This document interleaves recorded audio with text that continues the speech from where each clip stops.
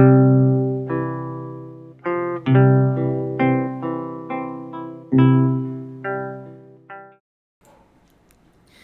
mapagpalang hapon po sa ating lahat at maraming pong salamat sa inyong pong muling pagsubaybay sa Hardin ng Panalangin, ang online ministry po ng MIBC Silangan sa pangunguna po ng Pastor Mike Tigan.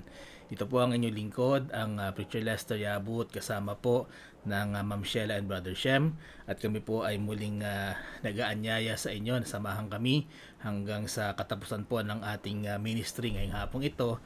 At sama-sama po muli tayo na dumulog sa paanan ng ating Panginoon, at tayo ay humingi ng panalangin, gayon din ay tayo makinig sa kanyang salita ngayong hapong ito. Maraming salamat po, at batiin po muna natin ang ating mga nakakasama ng aga ngayong hapong ito. Nanay Amihan Sarya Yabut, magandang hapon po. Ate Beth, magandang hapon po. Salamat sa palaging pagsubaybay. Ma'am Joyce Digan, good afternoon po, pati kay Pastor Mike, and kina Brother Sam, Brother Sean, and Sister Milka.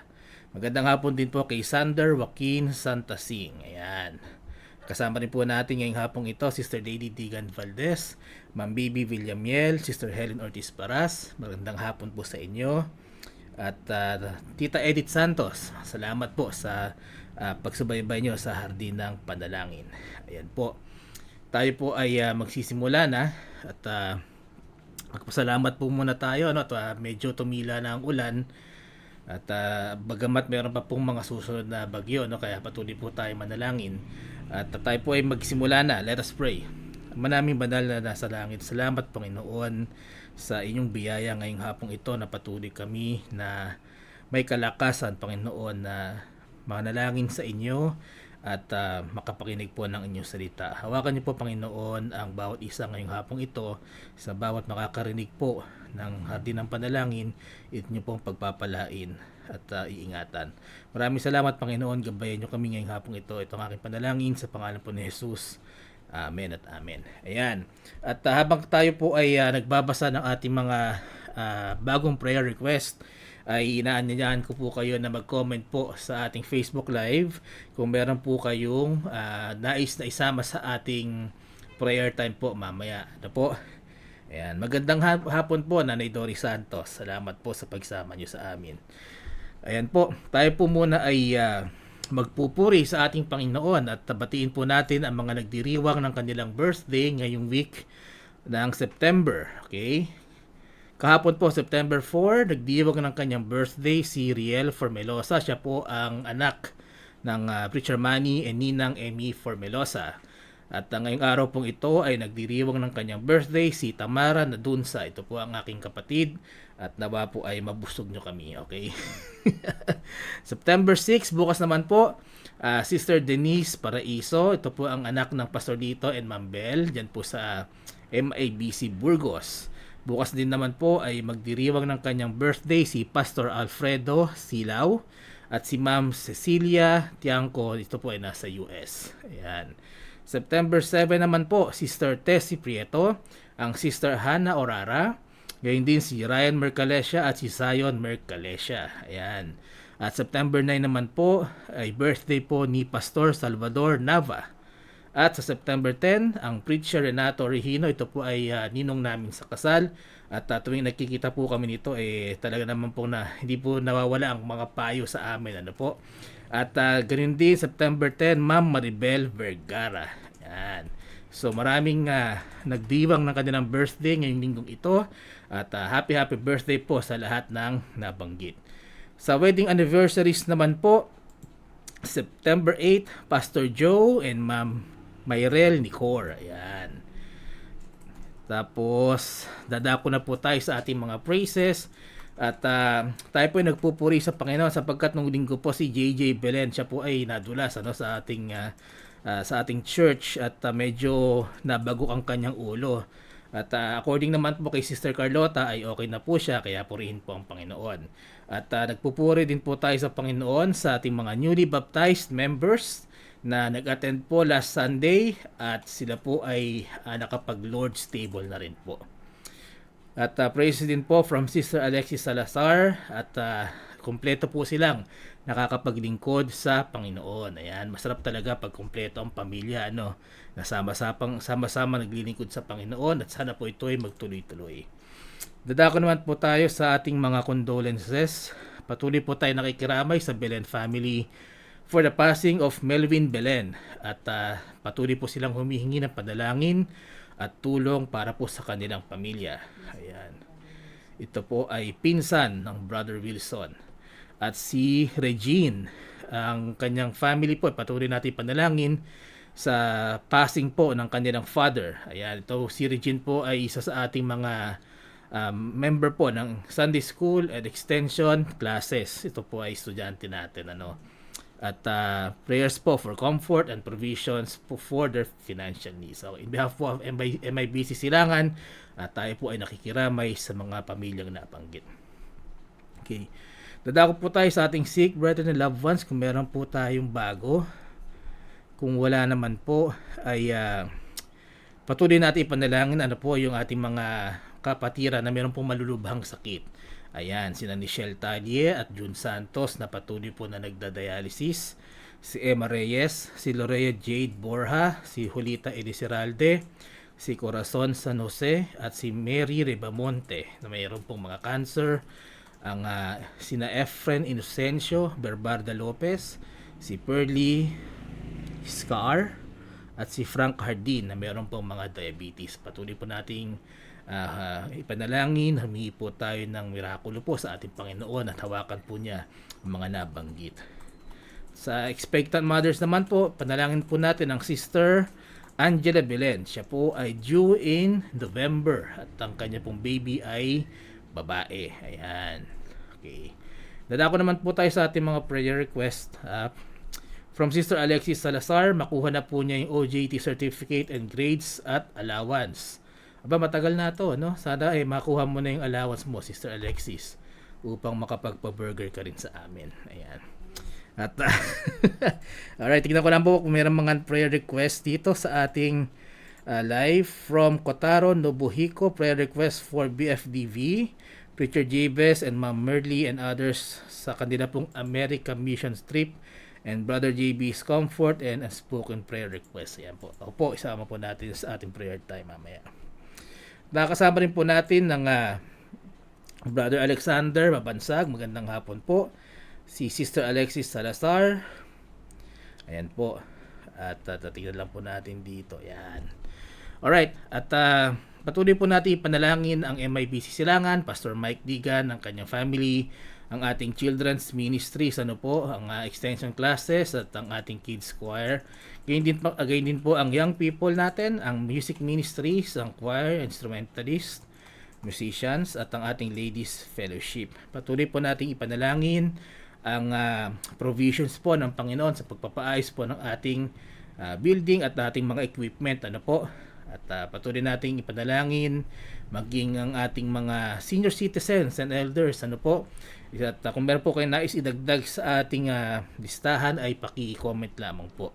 At panalangin natin ang Nanay Elvie Rivas, Sister Baby Villamiel, ang Tatay Ferdy, Nanay Amihan Yabut, Tatay Tony and Nanay Chedeng Chua, Nanay Norma Castillo, Sister Susan Orara, Sister Evelyn Kekep, Sister Linda Gesmundo, Preacher Renato and Sister Esther Orhino. Panalangin po natin Brother Frank and Sister Percy Zapata, Auntie Jovita Digan, Imazeni Paras, Sister Helen Ortiz Paras, Sister Rosa Gutierrez, Nanay Lucia Buenaflor, Sister Doris Santos, Nanay Faye Carpio, ang Nanay Gertrude Severino. Gayon din po, panalangin natin si Susan Gloriani, Sister Dory Esguera, Brother Nick and Sister Lilia Santos, Sister Lourdes Mercalesha, Brother Efren and Sister Lydia Inocencio, Tatay Nori and Nanay Norma Santos, Cora San Jose, Nengat Dula, Luz Castillo, Lourdes Castillo, Toto Castillo, si Noemi Moray, Tatay Sonny and Nanay Winnie Crame,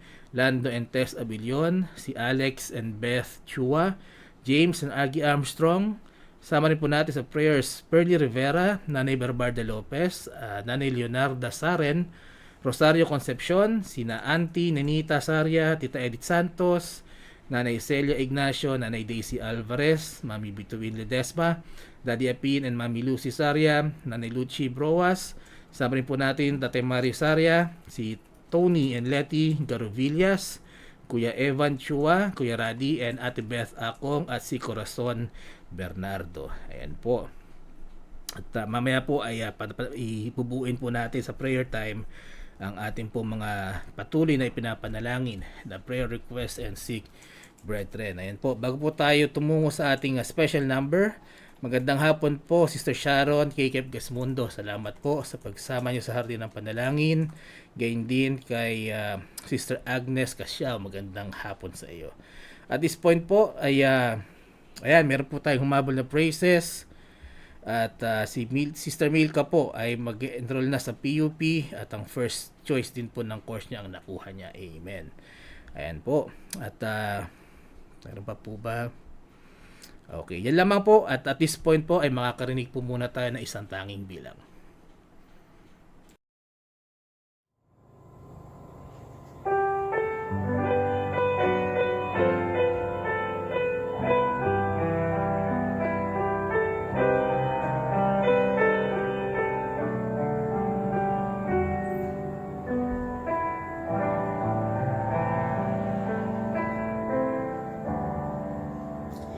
He is there when the first uncertain breath of life is taken. He is with us when our mortal souls awaken. So unaware, He is there, close beside us in each moment we are given, there to light our way and lead us home to heaven. He is there, He is there with love beyond our understanding, watching o'er us with a Father's tender care, with all His light and mercy never ending. He is there, He is there.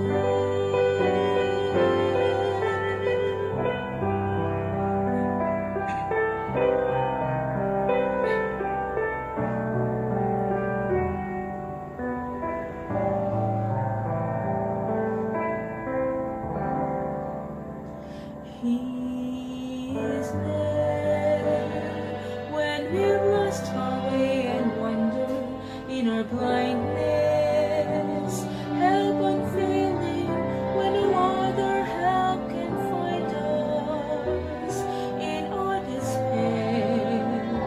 He is there when our broken hearts reach out to Him for healing, there to lift His song and set our spirits singing.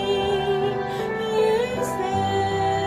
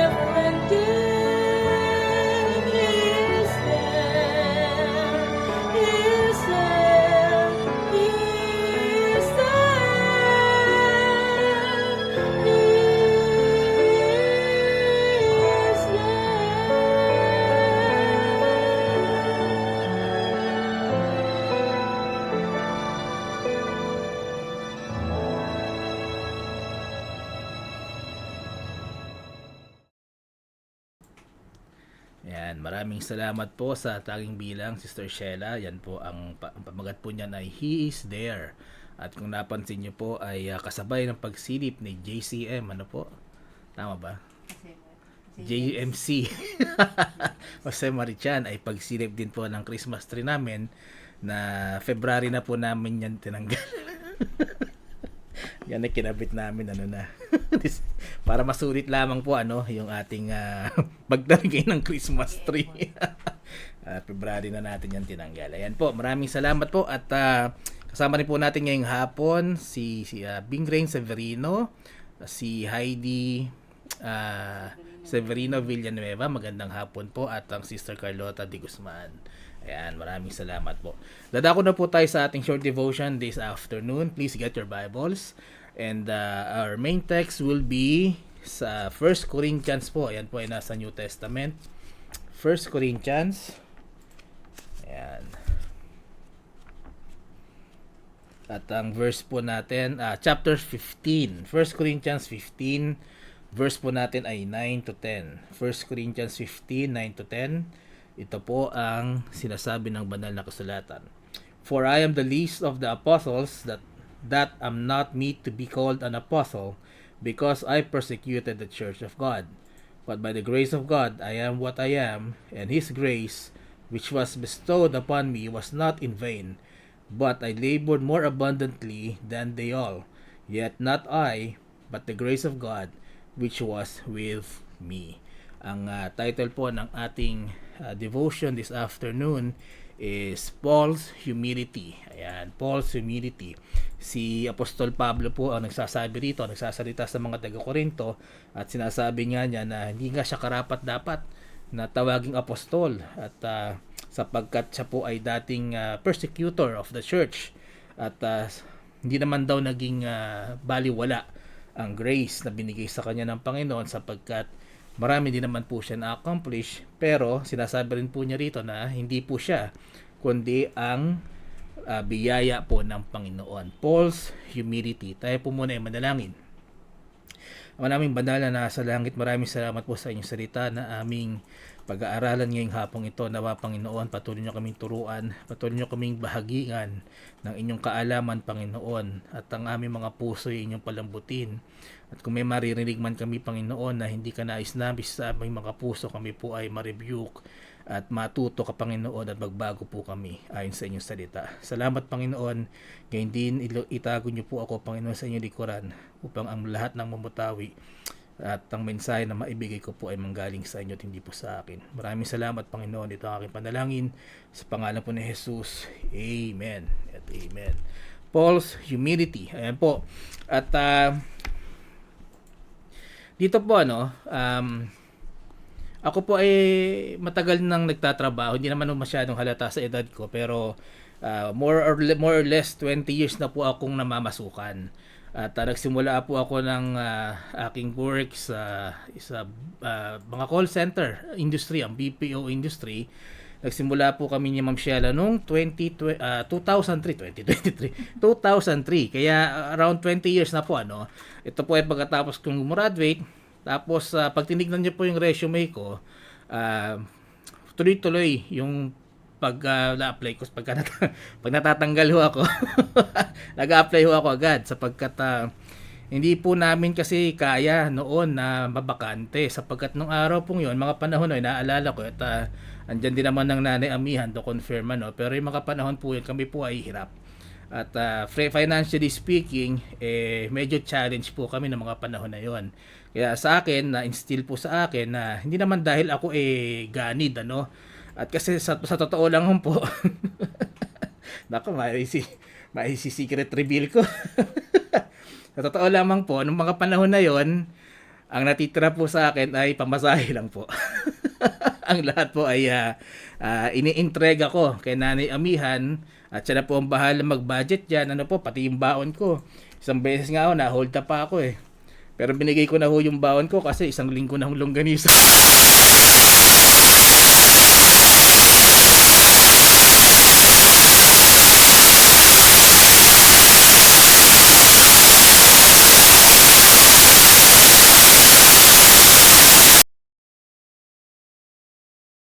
Siyempre, iba't ibang klaseng tao, iba't ibang personality. Merong mababait, ano, merong talaga namang magagaling, no? Merong ding nagagaling-galingan. Pero isa lang ang ma-assure ko sa inyo, sa bawat kumpanya na aking pinasukan, sa bawat nakatrabaho ko, meron ho talagang isa dyan na ang tawag namin Jollibee. Jollibee, bakit? Kasi po bida ang saya. Ito yung mga tao na kapag ka sa kwentuhan, sila yung bida, no? Kapag ka kumbaga sila yung main character palagi sa bawat break time, pag merong pagka lunch time na nagkakaumpukan, kahit anong kwento 'yan, sila po talaga ang nangingibabaw. Kapag ka positive, no, yung kwento, halimbawa, ako ay nakapunta na sa ganito, abay sila rin. Pagka sinabi mo naman ako marunong ng ganito, ba sila rin marunong, okay? So okay lang naman 'yun. Syempre hindi lang natin alam kung 'yun laging totoo, ano po. At pagka ang usapan naman po oh no sound daw. Okay, naka-mute ba ako?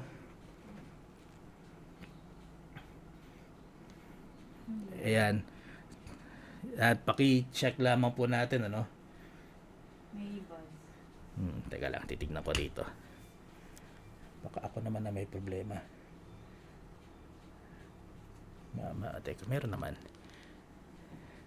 Sister Dory, paki-double check po kung wala pa rin pong sound. Ayan, maraming salamat po. Salamat. Hindi ko alam ho kung hanggang saan nyo naikwento ko, no? Pero balik ho tayo kay Jollibee. Sila ho yung mga tao na bida ang saya. Na pagka ang kwentuhan positive, mas positive sila, no? Pag ang kwentuhan naman tungkol sa paghihirap, ay asahan natin mas nahirapan sila sa iyo. So laging gano'n, no? At matatawag din po natin na ito ay mga tunay na Pilipino, yung mga taong ganito, ano? Bakit? Kasi po di po sila palulupig pagdating sa kwentuhan. Ayan, siguro may kilala kayong ganitong klase ng mga tao, ano, nakahalubilo nyo o kaya nakakwentuhan, makakakilala na minsan ang masama rito kahit magsinungaling na basta lang sila yung magmukhang okay, ano, sa harapan ng mga tao. And yes, these are prideful and boastful people. At kung tayo po ay Kristiyano, dapat matuto tayo sa example ni Pablo sa ating binasa kanina sa ating main text nung po siya ay sumunod kay Kristo. Pagka tayo po ay sumunod kay Kristo, dalawang bagay po ang makikita natin dito sa main text po na binasa natin kanina. Ang una po, tayo po ay pwedeng magamit ng Panginoon kahit ano pa ang iyong naging nakaraan. Kung ano ang buhay mo bago ka naging Kristiyano, kahit ano pa yan, pwede kang magamit ng Panginoon. At pangalawa, kapag ka ikaw ay ginamit ng Panginoon sa kanyang gawain, sa kanyang ministry, sa kanyang sa mga gawain na may kinalaman po sa kanya, dapat katulad ni Pablo, maging humble po tayo. So, we can be used, you can be used by God regardless of your past. Sa ating main text, sinasabi ni Pablo, siya ang least of the apostles. Hindi nga daw dapat po siya karapat-dapat na tawaging apostol sapagkat siya po ay persecutor of the church. Yun po ang kanyang buhay nung nakaraan. Ikumpara po natin yan sa mga ngaral ngayon na gusto itawag sa kanila ay apostol, appointed son of God, no? Yung iba tawag sa kanila propeta. Pero si Apostol Pablo mismo, sabi niya, di ako karapat-dapat na matawag na apostol. So, Paul deemed himself not worthy because of his past. Imagine na po, si Pablo po, ang dati niyang pangalan bago siya naging Kristiyano ay si Saul. At si Saul po ay siya ang responsable sa pagkamatay po ni Stephen. Si Stephen po ang first Christian martyr. Siya po ay binato hanggang mamatay. At dahil po ito sa kanyang pananampalataya sa ating Panginoon Kristo.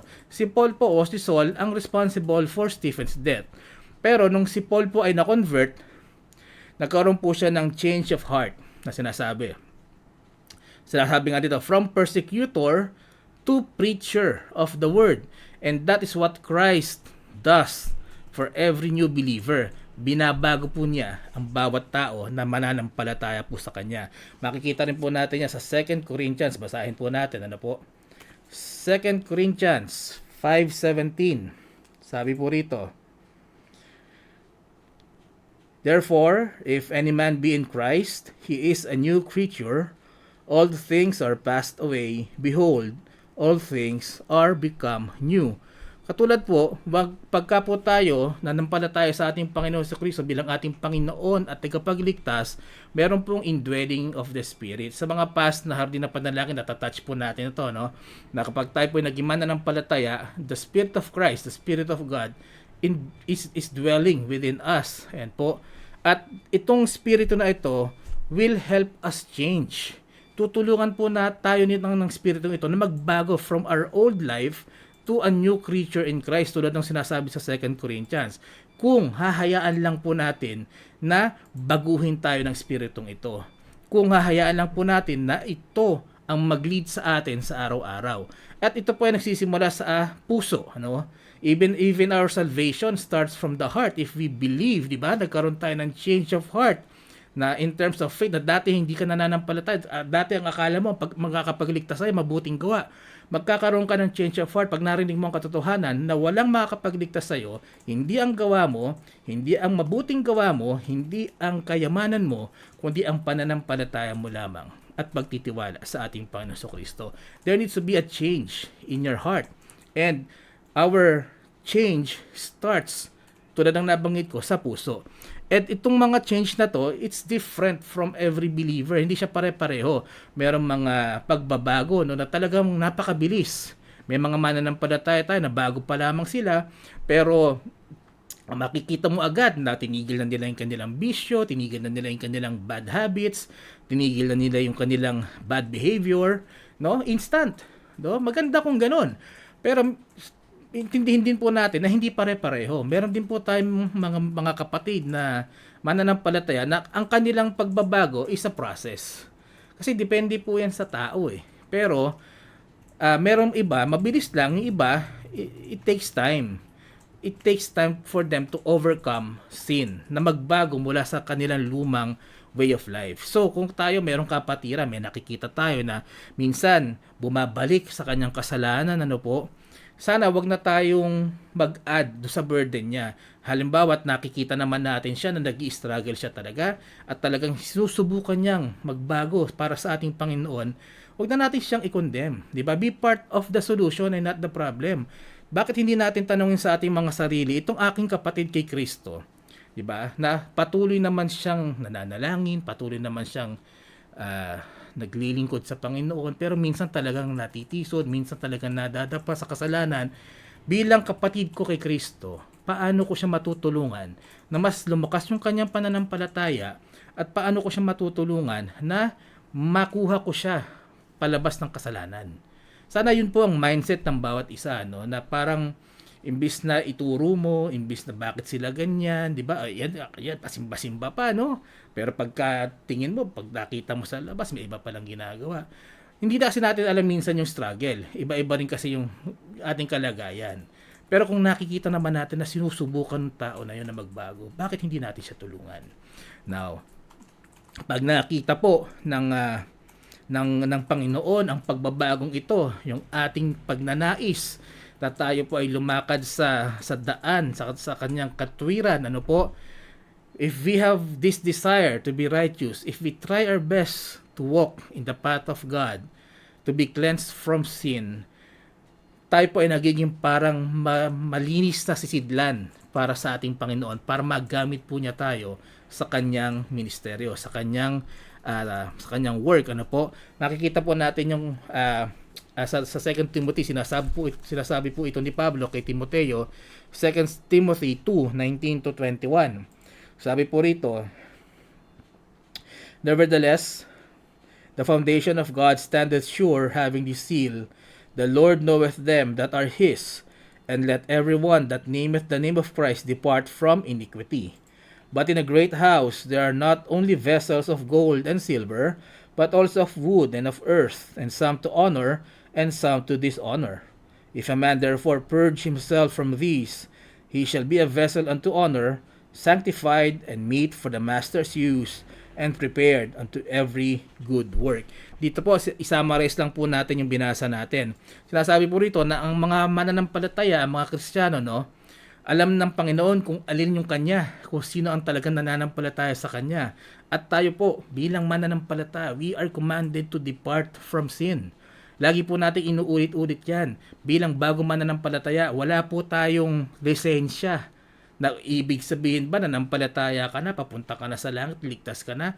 Ibig ba sabihin may lisensya ka na magkasala? Ilang beses pong inulit-ulit sa Biblia na kung ikaw ay bago mananampalataya, kailangan mong umiwas sa kasalanan. At tayo po ay inahintulad sa tinatawag nating vessels. No? Ito po ay sisidlan. Sabi dito, may mga sisidlan na ginagamit for honor. Ito yung mga gold and silver vessels. At meron din namang mga sisidlan na ginagamit sa dishonor, yung wooden and earthy vessels. Ano po? So maraming uri ng sisidlan. So ito yung mga gold and silver vessels used para sa used for honor.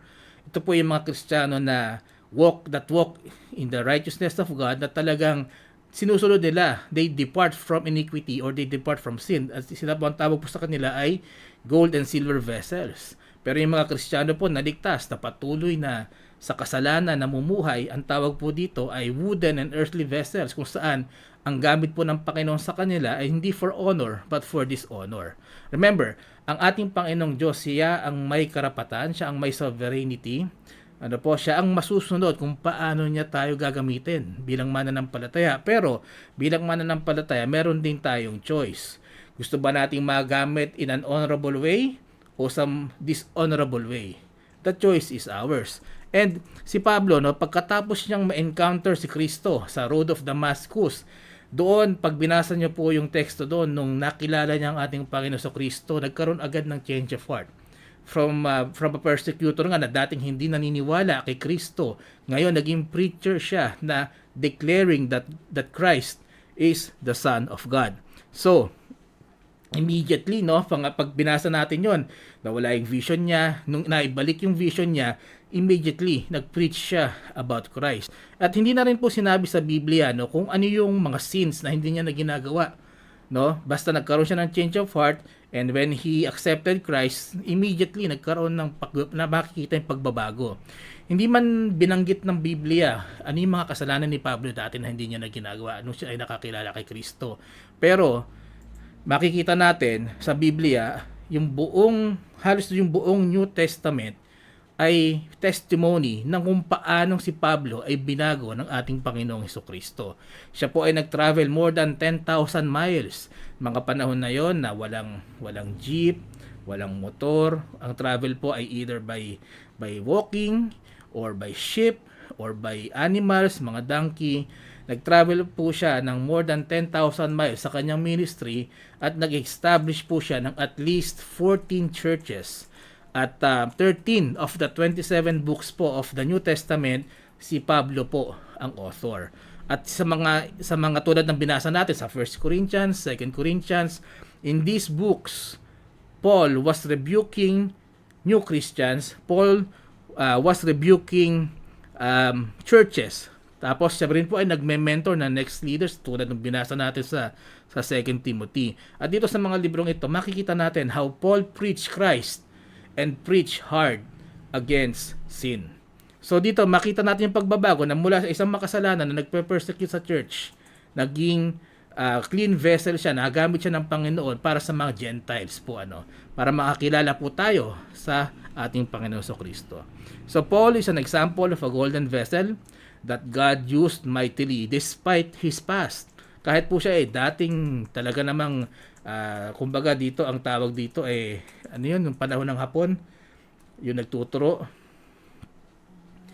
ayun, yung may salakot, mayroong bayong, nakalimutan ko yung tawag doon, pero dati siya yung ganon, siya yung nagtuturo pag may Kristiyano ron, para para ito po ay makulong, para po ito ay mapapatay. Pero ngayon, ginamit po siya ng Panginoon sa mga Gentiles. Tayo po yon, any race na hindi po Jews, ang tawag po sa Bible ay Gentiles.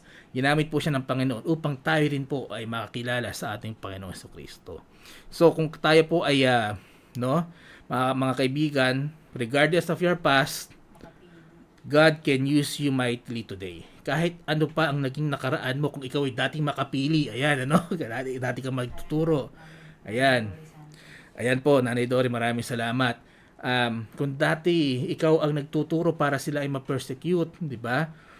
Kahit ano pang naging nakaraan mo, pag tinanggap mo ang ating Panginoon Kristo at nagkaroon ng pagbabago, pwede kang magamit mightily ng ating Panginoon. Kaya tayo, kung tayo naman ay mga Kristiyano pero patuloy tayo namumuhay sa kasalanan, meron pa namang pag-asa, ano po? Bakit hindi natin simulan na manalangin kung ano yung panalangin ni David sa ating Panginoong Diyos nung siya po ay nagkasala at doon tayo magsimula. Kung tayo namumuhay sa kasalanan, manalangin po tayo. Ipanalangin natin yung pinanalangin ni David. Ito pa yung makikita natin sa Psalms 51.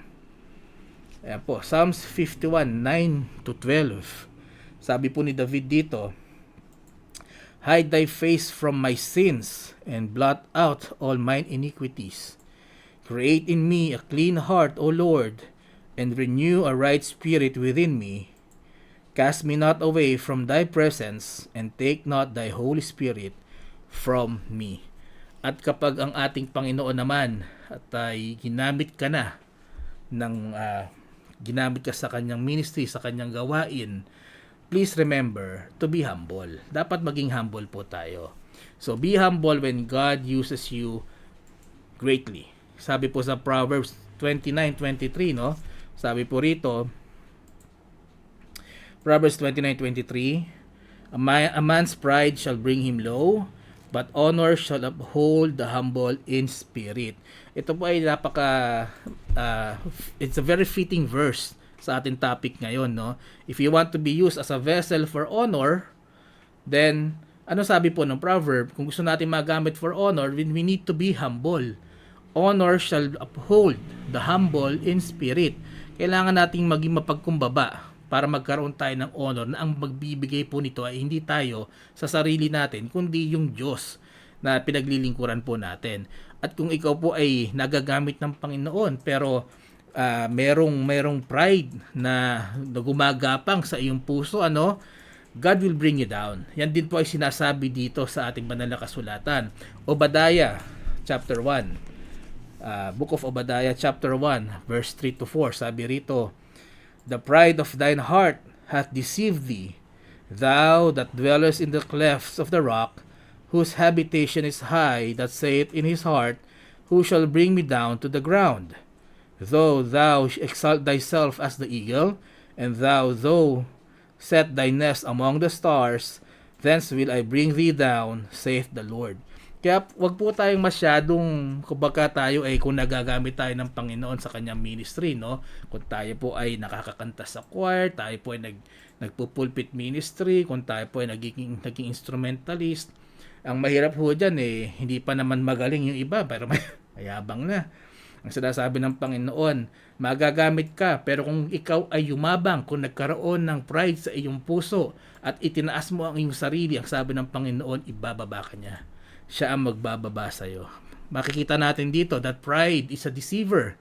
Ito po ay isang manlinlang sa isang Kristiyano po, no, na dapat natin maintindihan sa ating mga puso na maraming beses nang isinulat sa Biblia na ang ating Panginoong Diyos ayaw niya ng pride. He hates pride.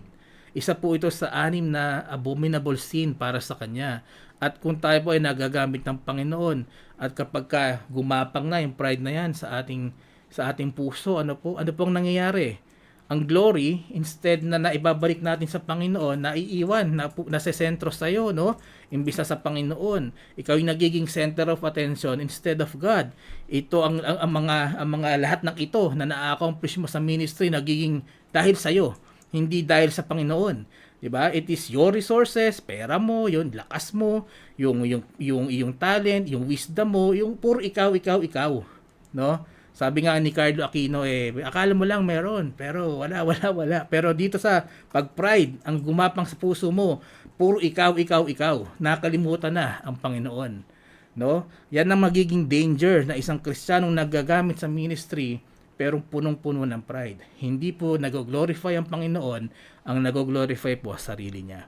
So mga kapatid, let us be reminded that in everything we do, maliit man yan, malaki man yan, it is because of the grace of God and for the glory of God alone. Lahat po ng ito, lahat ng ginagawa natin ito, hindi para sa atin. Hindi para tayo maging center of attention. In every church, 'di ba? In every sa mga online ministries natin, malalaman natin na kumbaga tignan natin, are we still preaching Christ or are we preaching ourselves? Di po ba? Dapat lahat po tayo bilang manangaral, katulad ko, isang mahalagang paalala sa akin, kung ako'y mangangaral, hindi dapat sa akin nakasentro. Dapat ang lundo ng aking pangangaral papunta po kay Kristo, na ang bawat makikinig sa akin, makilala nila sa pamamagitan ng salita ng Diyos ang ating Panginoong Kristo. At ng lahat pong ito, kung may maidagdag man, ang lahat pong ito, kung meron pang matumanggap sa ating Panginoon, praise God po. Sa Kanya po ang papuri, hindi po sa atin.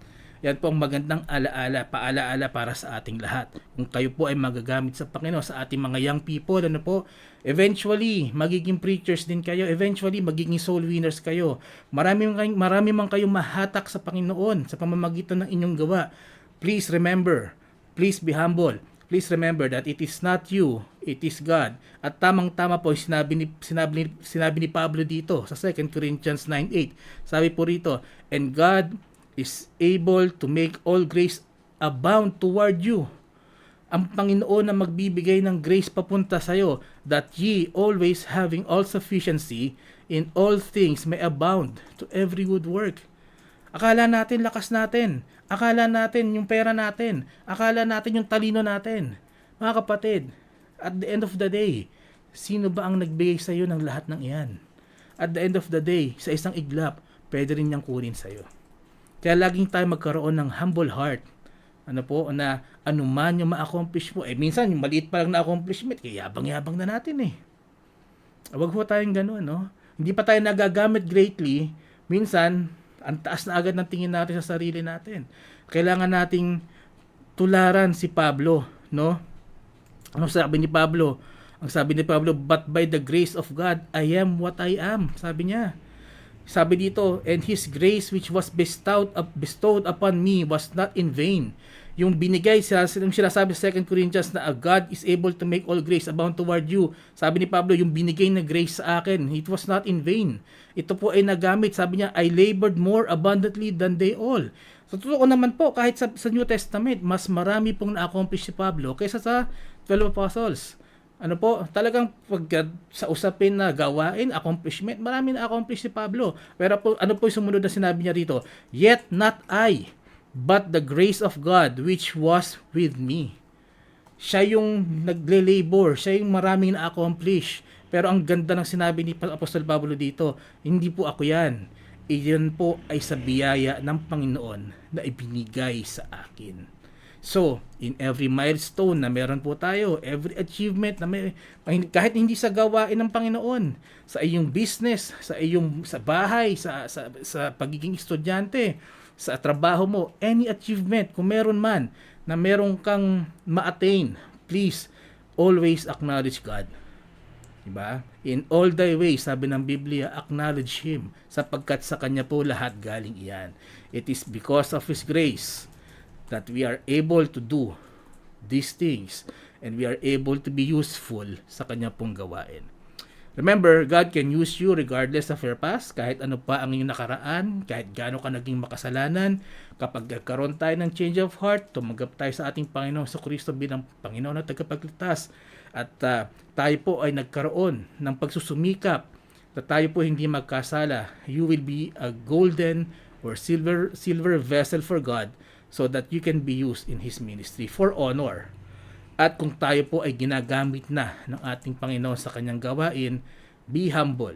Ibaba natin ang ating mga sarili, itaas natin ang ating Panginoong Diyos, at let our praise and prayer po, ito po ang iiwan ko na verse sa atin ngayon, let our praise and prayer be, this last verse for today. Basahin po natin sa Tagalog.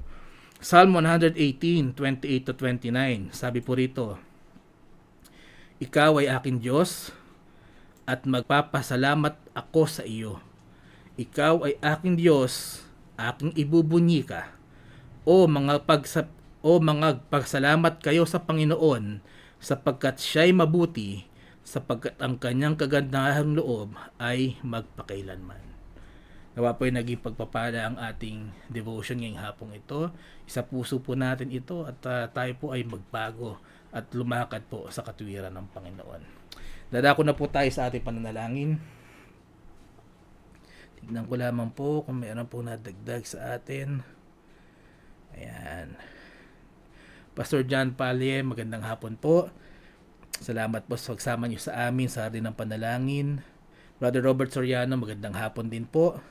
Preacher Mitch Viernes, magandang hapon po. Salamat po sa pagsama niyo sa amin sa Hardin ng Panalangin, maging kay Brother Sam Digan. Ayan.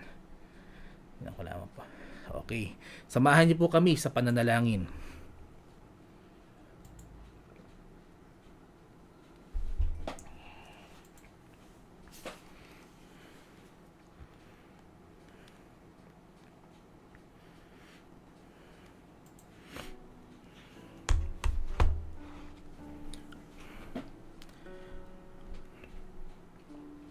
Tayo po'y manalangin. Ama naming banal na nasa langit, salamat po sa salita na aming narinig ngayong hapong ito, Panginoon. Maging reminder po sa amin, Panginoon, na hindi mahalaga ang aming nakaraan. Ang mahalaga ay ngayon. Ang aming pinaniniwalaan ngayon, ang aming pinagkakatiwalaan ngayon, ang aming lakad sa inyo ngayon upang magamit niyo po kami sa inyong gawain. Maalala rin namin, Panginoon, na kung kami inyong gamitin, kami po ay manatiling mapagkumbaba at kayo po ang maitaas namin. Marami pong salamat, Panginoon, sa mga nagdibangan ng kanilang kaarawan ngayong linggo. Patuloy niyo pong pagpalain at pahabain ang kanilang mga buhay, Panginoon. Ngayon din salamat po sa mga answered prayers, O Lord. Maraming salamat at naging maayos na po ang kalagayan ni JJ pagkatapos po niya mabagok. Ngayon din, Panginoon, napapasalamat kami sa mga bagong mananampalataya na inyo pong idinagdag sa aming iglesia sa Silangan, Panginoon, na magpatuloy po ang bawat isa sa paglago sa kanilang buhay espiritual. Salamat po, Panginoon, sa mga pamilya na patuloy na naglilingkod sa inyo, Panginoon, at patuloy na nagsusumikap na maging kagamit-gamit sa inyo, Panginoon. Ngayon din, Panginoon, salamat po at praises po sapagkat ang Sister Milka po ay nakapasok na sa kanyang nais na paaralan, maging ang kanyang course na kukunin. May patuloy na nanalangin, Panginoon, patuloy niyong bigyan ng comfort, Panginoon, ang Belen family sa pagpanaw po ni Melvin Belen, kaya din ang pamilya po ni Regine sa pagpanaw po ng kanyang father. Ang dalangin namin, Panginoon, ay kung mayroong pangangailangan pinansyal, kayo po magpuno nito. Ngayon din na patuloy niyong bigyan ng comfort ang puso ng bawat isa. Patuloy namin nilalapit, Panginoon, ang mga mahal namin sa buhay na may karamdaman, ng Sister Carlota de Guzman, may high blood sugar and cholesterol. Ngayon din si Dory Grifalda at si Cornelio Grifalda, patuloy niyong pagalingin ang kanilang kalusugan. Dalangin din namin, Panginoon, si Mark Suarez at sa kanyang healing and financial needs, at si Princess Julianda, Panginoon, pagiliin niyo po ang kanyang hika.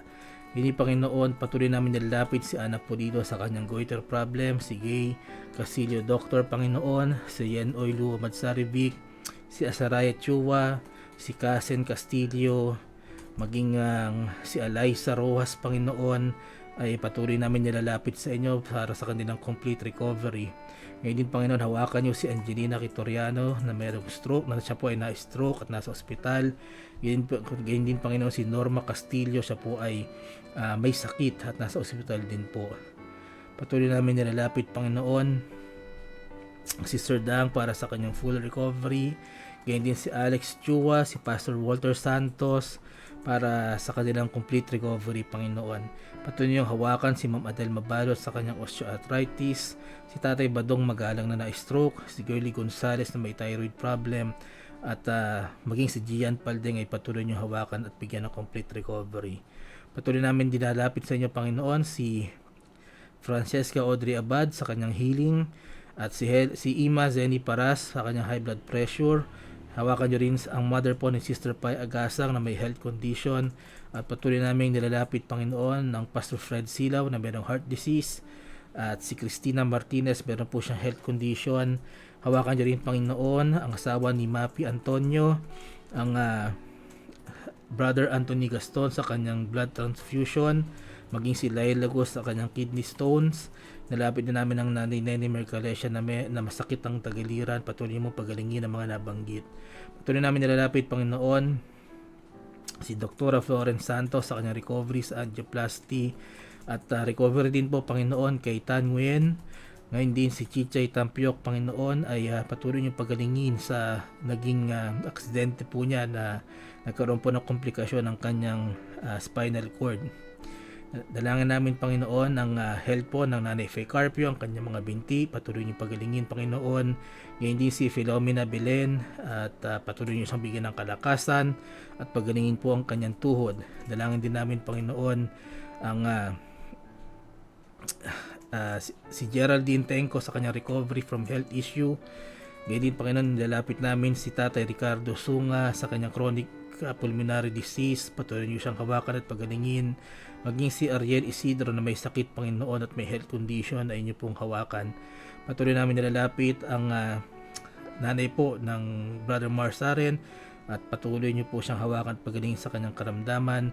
Maging si Flor Chua na mayroon pong nararamdamang sakit at cramps sa kanyang right side of the body, Panginoon, hawakan niyo po siya at kaawaan at pagalingin. Patuloy niyong hawakan, Panginoon, ang aming mga kapatiran na may malulubang sakit, mga nabanggit namin kanina. Kayo po magbigay ng mirakulo, magbigay ng provision sa kanilang mga gamot, sa kanilang medical procedures, Panginoon, sa kanilang pagpapahospital. Kayo po, Panginoon, ang magbigay ng kanilang mga pangangailangan. Patuloy namin nilalapit, Panginoon, sa Sister Angela Belen. Siya po ay inyong hawakan maging sa kanyang pagbubuntis. Patuloy din namin nilalapit, Panginoon, ang mga prayer request ng kapatiran. Patuloy namin nilalapit ang daughters po ng Sister Dang Chua, si Grace, Faith, and Mercy. Patuloy bigyan ng kalakasang pisikal at spiritual, Panginoon, at patuloy silang gabayan sa kanilang mga buhay. Kaya hindi ng kanilang Philippine and Taiwan trips, kayo po mag-provide ng kanilang pangangailangan at magamit din po ito para sa inyong ministeryo. Patuloy namin nilalapit ang grandchild po ni Yen Uy Lu Madsarivic para sa continuous health and growth. At maging si Joseph Llamas na maipasa po niya ang NCLEX exam. Patuloy namin nilalapit si Emily Muth, bigyan niyo po siya ng strength and grace sa Tennessee. Gayon din si Christine and Cathy Vu, bigyan niyo po ng kalakasan at guidance po at provision sa buong family. Patuloy namin nilalapit, Panginoon, ang Wilson family. Patuloy niyo silang bigyan ng protection and good health po para kay Larry, Lenny, and Alana Wilson. Ngayon din nilalapit namin si Gia Castillo para sa kanyang bar exam. Patuloy namin nilalapit ang Brother Robert Soriano sa pag-aayos po nila ng kanilang petition papers sa US. Ngayon din si Shem sa kanyang physical strength and good health. Patuloy po siyang bigyan ng spiritual growth and maturity. Ang Sister Doris Santos, patuloy namin nilalapit, bigyan niyo po siya ng physical and spiritual strength. At ang family po, friends and loved ones ni Maricel Kiambao, ay patuloy niyong bigyan ng maayos na kalusugan. Hindi hawakan niyo ang Goten family sa kanilang araw-araw na pangangailangan. Ang mga mahal po sa buhay ni Bing Rain Severino, ang kanilang maliit na negosyo ay inyo pong palaguin. Gayon din, Panginoon, ang Nanay Tuding Severino, patuloy niyo silang bigyan ng kalakasan, spiritual growth, maging kanya pong heart's desires. Patuloy namin nilalapit ang Sangko family, bigyan niyo patuloy ng growth and spiritual strength ng bawat isa. Ang spiritual life and studies po ng Brother Sam, Sister Milka, and Brother Sean, inyo pong hawakan, Panginoon. Ngayon din si Malulaw and family members, bigyan niyo po sila ng kalakasan, spiritual growth, ingatan niyo po sila at patuloy sila makapaglingkod sa inyo. Bigyan niyo rin, Panginoon, ng maayos na kalusugan ang family po ni Mercy Castro, gayon din ang protection for Priyanka Stephanie Bacon at ang kanyang pagpaprocess po sa kanyang US papers. Dalangin din namin, Panginoon, si Judith Castillo, good health po para kay Patrocinio Eganya, maging kina Rani, Rosaline, Rain, Ria, and Rica, at maipasa po nila ang kanilang mga exams. Patuloy namin nilalapit, Panginoon, ang MIBC Silangan, ang spiritual lives ng members po ng church, maging ang finances po nito. Patuloy namin nilalapit, Panginoon, ang ministry po ng Pastor Gerald Rapista and Ma'am Jenny Rapista sa Lawaan, Antique. Kayo po mag-provide po sa pangangailangan ng inyong gawain. Ngayon din po kayo po ang mag-guide po sa mga namumuno rito. Patuloy namin nilalapit, Panginoon, ang spiritual life and spiritual strength ni Sister Sarah, salvation po para kay Mike and Momo, at bigyan niyo rin po sila ng good health and inyo pong guidance. Patuloy namin nilalapit, Panginoon, ang Nanay Faye Carpio, ang Carpio family sa kanilang spiritual strength, maging ang kanilang unspoken na problem po, Panginoon. Kayo po ang maglutas po nito. Patuloy namin nilalapit, Panginoon, ang Inocencio family. Bigyan niyo po sila ng guidance and provision, maging ang Abdul Salak family sa Singapore. Panginoon, patuloy niyong bigyan ng kalakasan, protection and provision sina Ate Merly at Preacher TJ Mabalot sa kanilang work sa mission field. Kaya hindi ng Sister Pai Agasang at Pastor Daniel sa pangunguna po nila sa Vacation Bible School. Patuloy namin nilalapit, Panginoon, ang Sister Percy Zapata, ang inyong financial provision po para sa kanilang medical procedure at maging maayos po ang interview ni Kuya Franz sa US Embassy. Panginoon, patuloy namin nilapit ang Salonga family para sa kanilang kalakasan at kanilang kalusugan. Patuloy niyo po silang ingatan, maging ang Edjok family. Bigyan niyo po sila ng maayos na kalusugan at protection po sa buong Edjok family. Dalangin namin, Panginoon, si Corazon Bernardo para sa kanyang good health and strength. Ngayon din si Stevie Paraiso para po sa kanyang bar exam. Hawakan niyo po sila at Panginoon at sila po ay inyong i-guide. Ngayon din, Panginoon, ang dalangin po ng Mami Beat Saria de Desma, good health po para sa entire family. At ang Sister Alexis, Panginoon, ang kanyang dalangin, ang aming dalangin ay makuha na po niya ang kanyang OJT certificate, ang kanyang grades at maging ang kanyang allowance.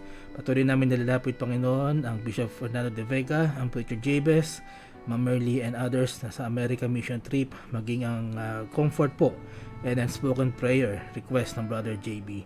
Patuloy niyo rin yung palaguin, Panginoon, at hawakan ang Blessed Hope Christian Academy, ang administrator, ang principal, maging ang staff, ang teachers, maging ang parents and students.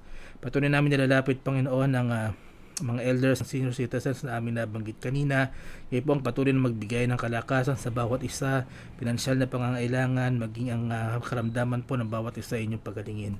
Patuloy niyong hawakan ang MIBC Silangan, ang Pastor Mike Digan and family, ang church services and ministries, Panginoon, maging financial provisions po para sa pagpapaayos po ng church building at equipment, at hawakan niyo patuloy ang mga members and families ng MIBC Silangan para sa aming spiritual growth, Panginoon. Panginoon, maraming salamat po. Patuloy namin nilalapit ang mga business po ng mga kapatiran.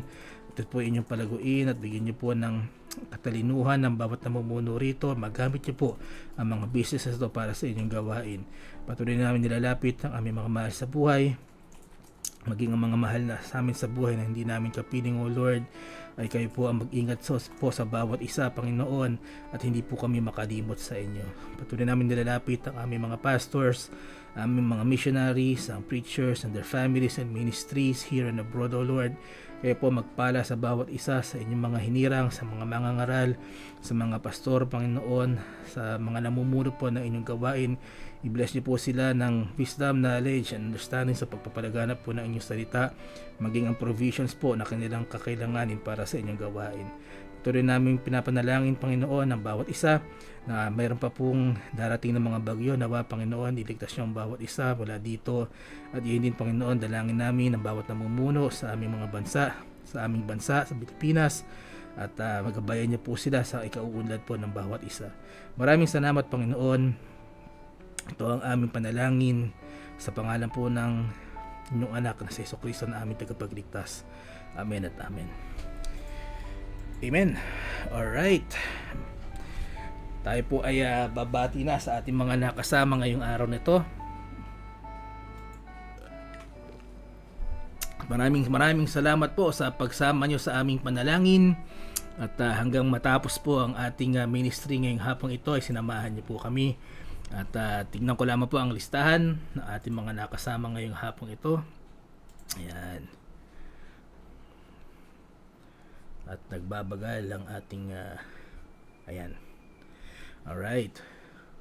Muli kami po ay nagpapasalamat sa bawat isa at kayo po ay aming inspirasyon upang patuloy na sa kalakasan na pagpapatuloy po ng hardin ng panalangin. Ano po? Pastor Mike Digan, Ma'am Joyce, Brother Sam and family, Mami Amihan Nyabut, Ate Beth Akong, at nakasama rin po natin si Sander Joaquin Santasing, at Mami Nilda Villamiel, Sister Helen Ortiz Paras, Ma'am Dory Santos, Sister Lady Dingan Valdez, salamat po sa pagsama niyo sa amin. Tita Edith Santos, Nanay Dory Santos, kasama rin po natin si Sister Alexis Salazar, Brother Alexander Mabansag, si Kotaro Nobuhiko, Sister Sharon Keike, magandang hapon po. Kasama rin po natin Sister Sharon Keike Gesmundo po pala, okay. Sister Agnes Testor Casiao, Bing Rain Severino, Sister Carlota Belen, Heidi Severino Villanueva, magandang hapon po. Brother Robert Soriano, Nanay Lourdes Mercalesha, Nanay Faye Carpio, maraming salamat po. Kasama rin po natin ang tita po ni Sister Sheila from Timonan, Quezon, si Annette Guevara Kiben, magandang hapon po. Preacher Mitch Viernes, good afternoon po. Nakasama rin po natin si Shairu De Guia, ang Pastor John Palye, ang Nanay Gertrude Severino, magandang hapon po. Nanay Celia Ignacio, magandang hapon po. At ang aking kaibigan na si John Rigo, maraming salamat sa pagsama mo sa amin ngayong hapong ito. Kasama rin po natin Luis Enolva Jr., Karen Sumodevilla Castillo, Sister Ami Cayabia, magandang hapon po. Si Mafel San Juan, si Elise Clemente, magandang hapon po. At kasama rin po natin Sister Beverly Maragun, Sister Gwyneth Bilen, ang maging si Sister Princess Angela Belen at Sister Benajoy Maragun. Ayan. Maraming salamat po sa pagsama niyo sa amin at sa encouragement po na binibigay niyo sa amin sa Hardin ng Panalangin. Yan lamang po at muli kami po ay nagpapasalamat sa bawat isa. Ang Hardin po ng Panalangin ay babalik po sa Thursday ng 5 p.m. Sa pangunguna po ng Preacher Gary Chua at sa Friday naman po sa pangunguna ng Brother Sam Digan. Bukas po ay ang ating prayer meeting sa MIBC Silangan on-site sa pangunguna po ng Pastor Mike Digan. Ayan, maraming salamat po at patuloy po tayo magtiwala sa Panginoon. God bless you all.